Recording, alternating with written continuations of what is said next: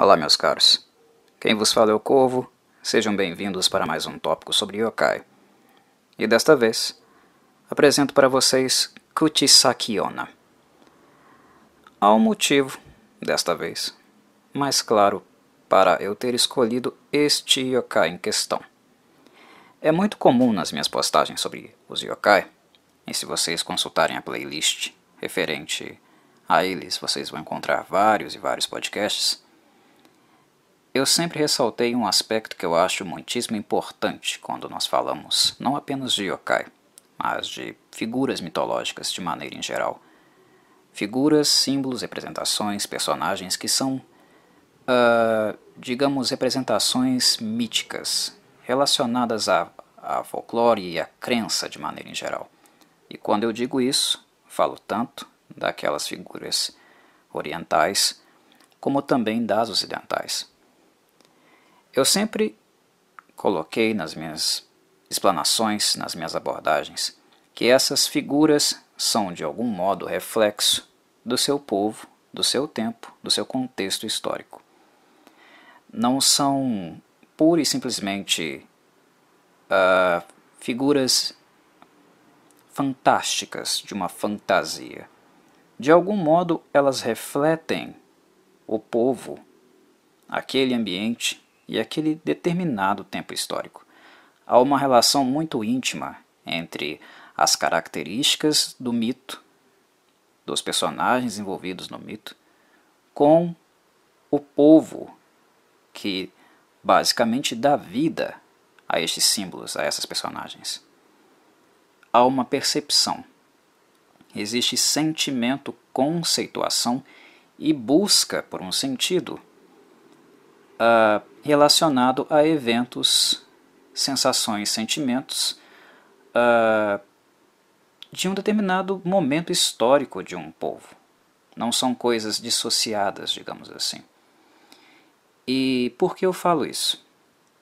Porque é muito importante nós termos sempre o acento de que mitologia e simbologia não são coisas referentes apenas ao passado, a um passado que as pessoas costumam pejorar como arcaico, distante, né? Rudimentar ou algo assim. Quando falamos em mitologia, normalmente as pessoas pensam, coisas lá, né, da Grécia, do Egito, né, dos povos escandinavos, da antiguidade. Mas mitologia, mito e simbolismo é algo que existe em todos os momentos históricos da humanidade, inclusive os atuais. Normalmente quem olha para o mito como coisa rudimentar e arcaica, normalmente está fazendo um pré-julgamento e até mesmo se esquece de que muitos elementos da crença popular, do folclore dos povos, muitos deles estão inclusive à tona, influenciando comportamentos, políticas, códigos morais, né? Há milênios, há alguns símbolos, ideias e discursos, né, que pairam na nossa cultura e se mantêm há mais de 1000 anos. Alguns há centenas, outros milhares de anos, né? Então, normalmente é uma percepção um pouco pejorativa e errônea, porque os símbolos e os mitos sempre refletem coisas da realidade de um contexto que os seres humanos, a cultura e o folclore, né, seja representado na música, no cinema, na literatura, está procurando dar cara, sentido para uma coisa que não necessariamente se entende muito bem. A cultura e o mito é uma forma de linguagem. E para dar esse exemplo a vocês, dessas coisas que eu estou tocando aqui, que nós podemos estudar, né, e ver mais próximo, digamos, nos campos da história, da antropologia, da psicologia, da sociologia, eu utilizarei este yokai aqui, que eu escolhi especificamente para isso, como uma forma de exemplo para vocês, de como cultura e mito não é algo da antiguidade, mas é algo que faz parte do cotidiano e é parte do folclore, da maneira como as pessoas encaram seus contextos históricos, o que está acontecendo nele, as principais ânsias, curiosidades e questionamentos de um momento histórico. E eu escolhi a Kushisaki Onna justamente por isso, porque ela é um yokai que eu posso dizer que é um yokai moderno. Ela está muito próximo, digamos, né, do nosso tempo histórico, está inserida no nosso momento histórico. No canal vocês já viram a minha explanação e, digamos, discussão mesmo, né, de yokais muito antigos, yokais milenares, né, como o Tamamanomai, por exemplo, né, que datam lá da China antiga.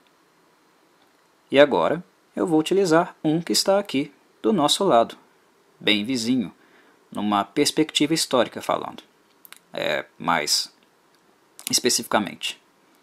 A Kushisaki Onna ficou famosa na década de 70, mais exatamente no final dela, em meados de 1978 lá no Japão.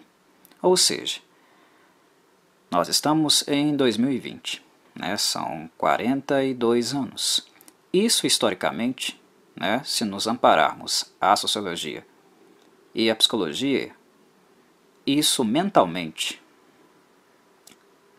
historicamente, não significa nada, né? A mentalidade dos povos, né, as transformações na percepção e visão de mundo, é um processo sempre muito lento, né, segundo várias teorias sociológicas e psicológicas. A mentalidade de um povo leva muitas décadas, até séculos, para realmente nós percebermos nela mudanças muito significativas, né? Então, 42 anos são praticamente nada se nós pensarmos em modificações, transformações profundas de folclore, cultura e significações que um povo tem. E é por isso que eu escolhi Kushisaki Onna, para que vocês não fiquem com a ideia de que o yokai e a figura mitológica é algo arcaico de um povo rudimentar e que não existe mais na cultura e nos povos, naquilo que eles fazem, naquilo que eles pensam, na forma como vivem. Por isso que eu recorri dessa vez a Kushisaki Onna, para mostrar e exemplificar que esse processo simbólico, criativo, imaginário, de tentativa de dar sentido a coisas estranhas, pouco claras, é algo que continua na cultura, seja no uso, né, de referências de crenças milenares, centenárias, ou até mesmo de coisas ali do dia a dia que as pessoas tentam criar e dar algum sentido para aquelas experiências que elas tiveram. Muito bem.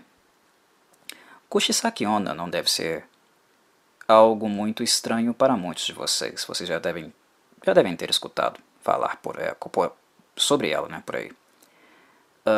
Ela ficou bastante famosa na década de 70, mas nas décadas mais recentes ela voltou um pouco à tona, né, muito principalmente por causa do cinema.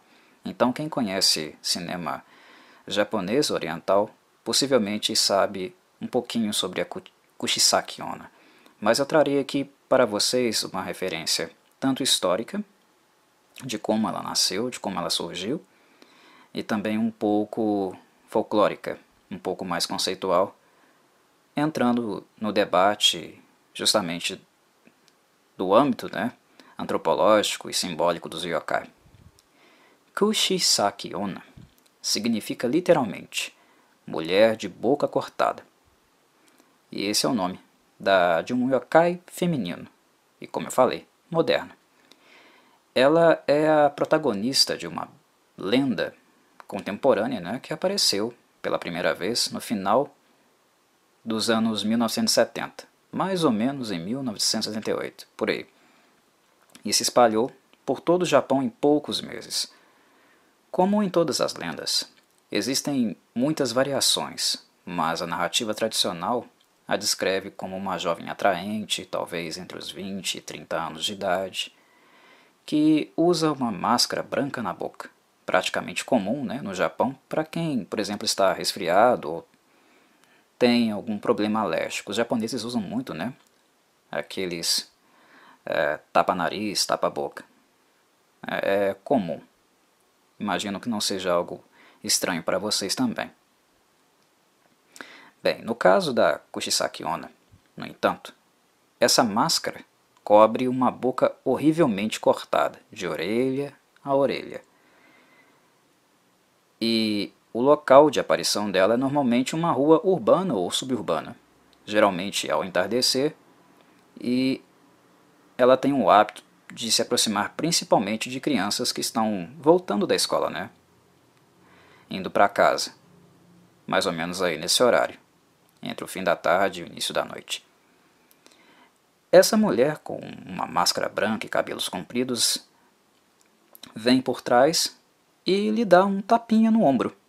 Quando você se vira para olhar, ela pergunta: "Watashi kirei?" Eu sou bonita?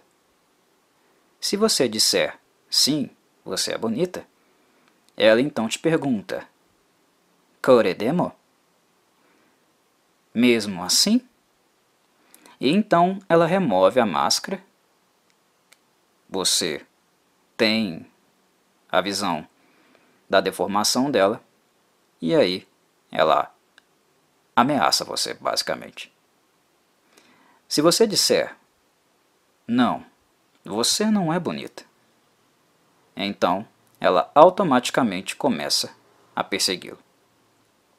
Quando as crianças se despedem dos seus amigos no retorno da escola, quando já está escurecendo, na década de 70, essa coisa completamente cotidiana, comum na vida delas, se tornou um verdadeiro pesadelo.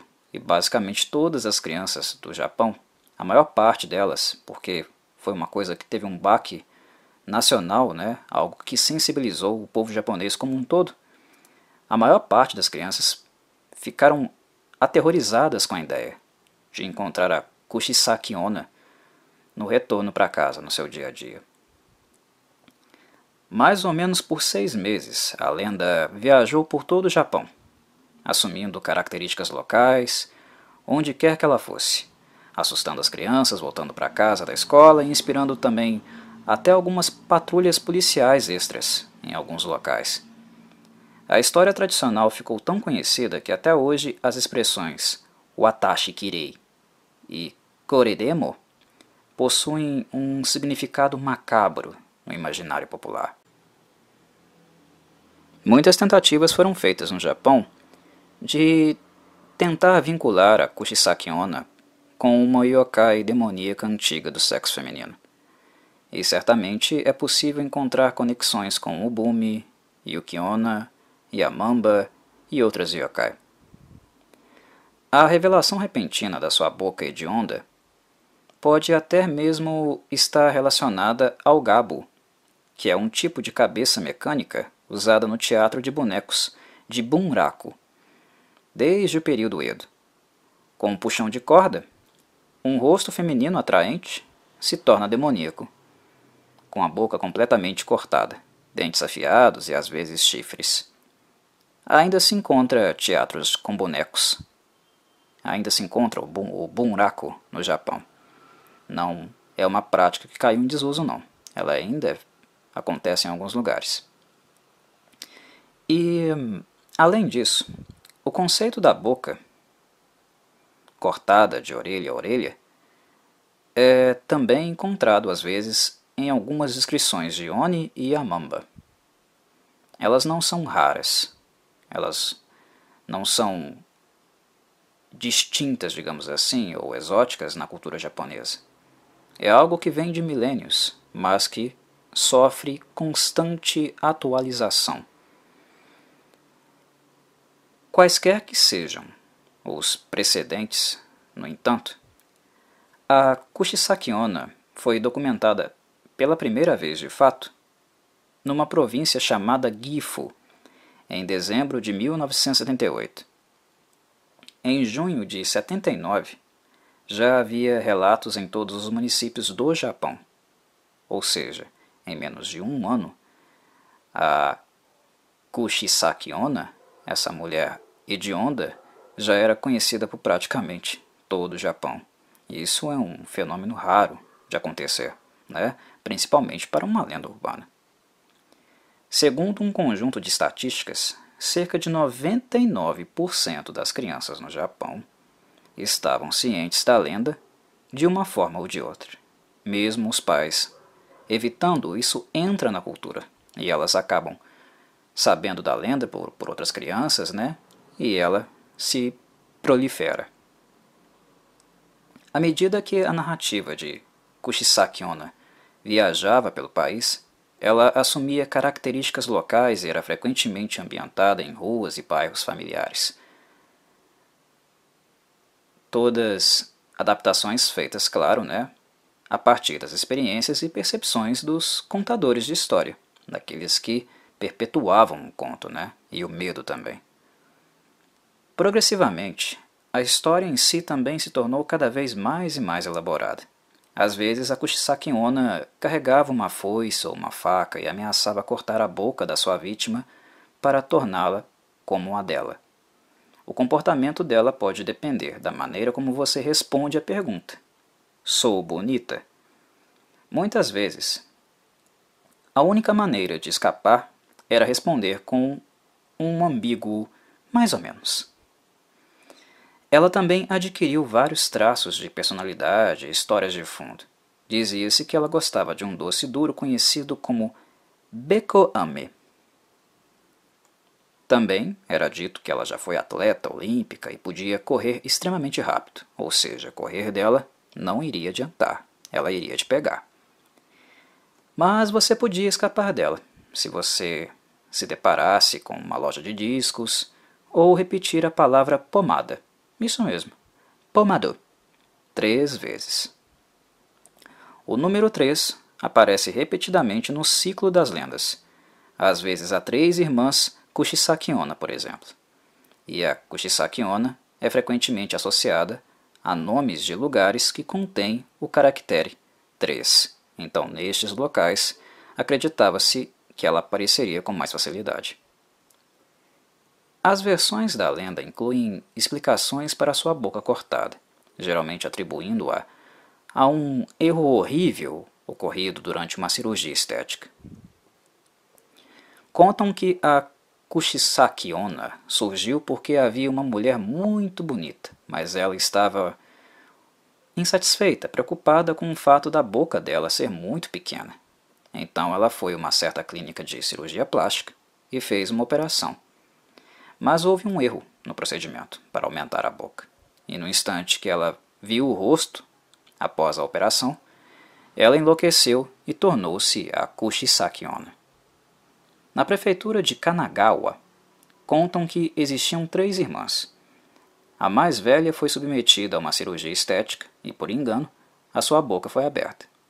A segunda irmã sofreu um acidente de trânsito e a sua boca foi aberta.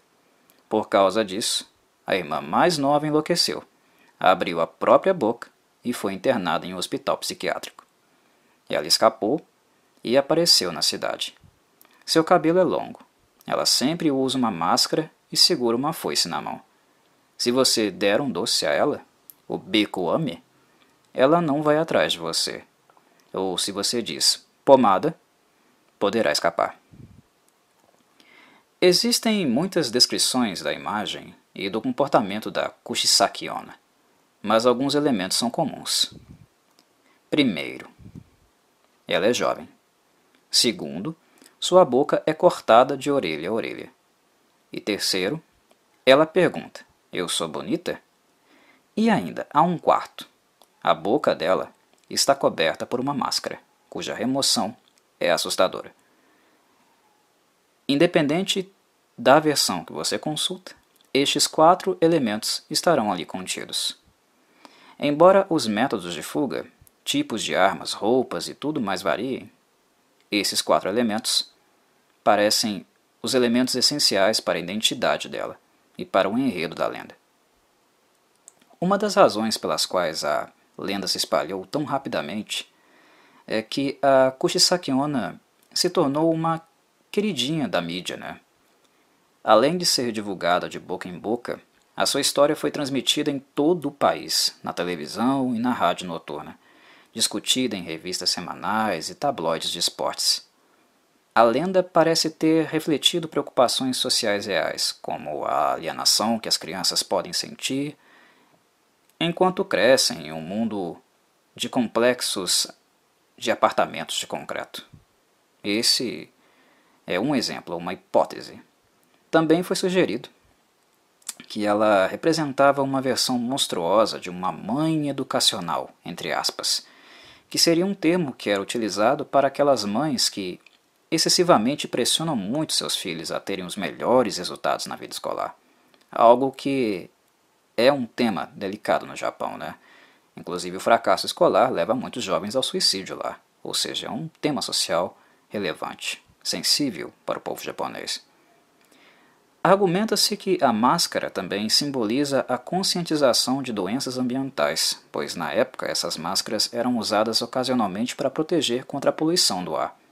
Hoje, essa prática continua e ainda é mais prevalente no Japão e em outros países, especialmente asiáticos, onde elas são usadas para filtrar o ar poluído e componentes que causam reação alérgica. No Japão há muitos alérgicos, né, principalmente aos pólens de algumas árvores. Além disso, durante a década de 1970, o movimento de libertação das mulheres tornou-se cada vez mais ativo no Japão, de modo que a aparição da lenda, nesse momento, pode também refletir as ansiedades sociais em relação à mudança de papéis para as mulheres, né? A comoção pela Kushisaki Onna desapareceu após cerca de 6 meses, mas nessa época ela já havia se tornado um membro permanente do panteão yokai, um exemplo de um monstro urbano ou suburbano moderno. E ela foi ilustrada por autores, né, os quais trabalham com yokai, tem a temática yokai como seu principal tema, né, como por exemplo Mizuki Shigeru.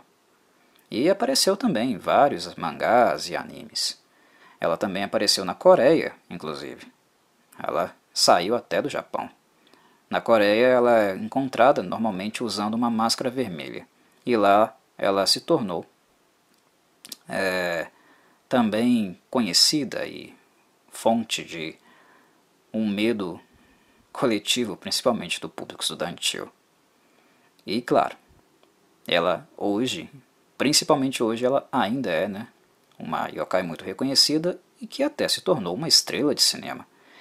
Não sei se vocês lembram, né, mas no filme O Chamado, o nome original dele é Ringu, né, de 1998, e ela é mencionada. Ela não é a Sadako, mas ela é mencionada no filme, né, porque a personagem está investigando lendas urbanas e uma das estudantes menciona a Kushisaki Onna durante uma entrevista. E ela também recebeu 2 filmes, né, onde ela mesma é a protagonista, filmes do horror japonês, que são Kushisaki Onna, de 2007, e Kushisaki Onna 2, de 2008. Eu creio que o exemplo da Kushisaki Onna demonstra a maneira pela qual o conhecimento popular está profundamente entrelaçado com a mídia popular e a cultura comercial, bem como com as ansiedades sociais mais amplas também. E ela também pode nos lembrar que os yokai não são apenas uma coisa do passado, mas estão sendo constantemente criados e recriados. Ok, meus caros. Se vocês têm alguma história interessante, se vocês têm uma lenda aí na sua cidade que foi criada por alguém, apareceu em um determinado momento, foi ganhando corpo na população local, se você aí tem uma lenda que você conhece do seu povo, do lugar que você vive, conta aí. Conta lá no Discord, no nosso Clube do Livro, ou até mesmo aí nos comentários do YouTube. Compartilha comigo, com os demais que talvez estejam interessados. Certamente a cidade, o estado onde você vive deve ter histórias assim. E que não são histórias de um milênio atrás ou de séculos atrás. Pode ser de décadas atrás ou dessa década. E eles estão aqui, presentes conosco. Os yokai, os espíritos, essas criaturas mitológicas, porque elas fazem parte e refletem o próprio cotidiano. A vida, as ansiedades, as incertezas, os medos vivenciados pelos humanos. Ok? Um abraço, meus caros, espero que tenham gostado. E até a próxima.